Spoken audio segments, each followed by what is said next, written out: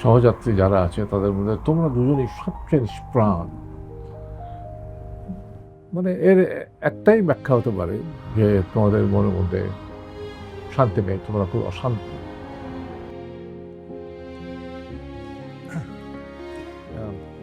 Thank you for your concern, but আমরা ঠিক আছি।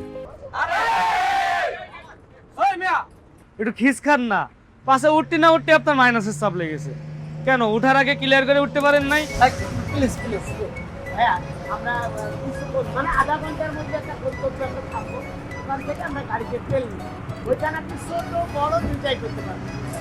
অসম্ভব, আমার কাবু নষ্ট হয়ে যাবে, আমি এত ওয়েট করতে পারবো না।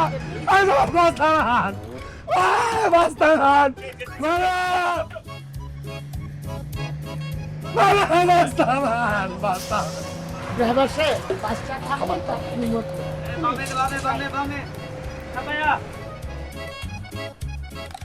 হ্যাঁ হ্যাঁ, একটু সাইড সাইড সাইড করবেন।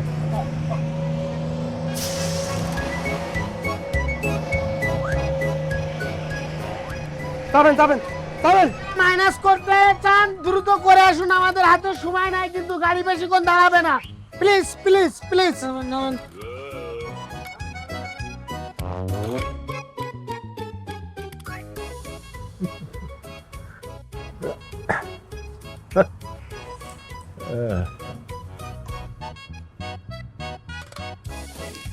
বুঝলে ছোকরা, মানুষের জীবনে মানসিক শান্তির চেয়ে দামি আর কিছু নেই।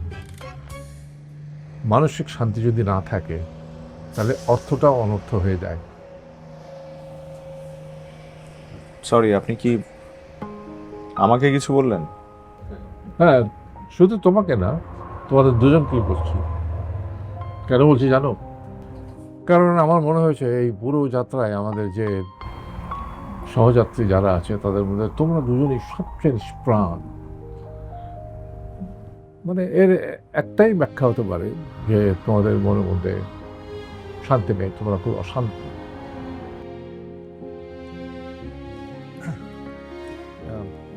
Thank you for your concern, but আমরা ঠিক আছি। দেখো ছোকরা, I have 38 years of experience in teaching human psychology.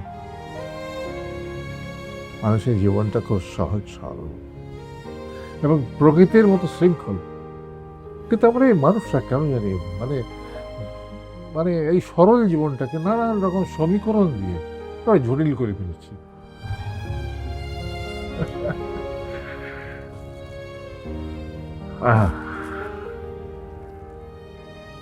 জীবন এত ছোট কেনে রে।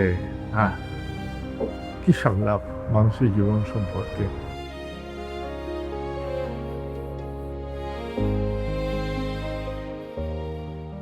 রে আর কতক্ষণ লাগে? এ ভাই, আপনাকে মুততে এত সময় লাগলে হাঁকতে কত সময় লাগে?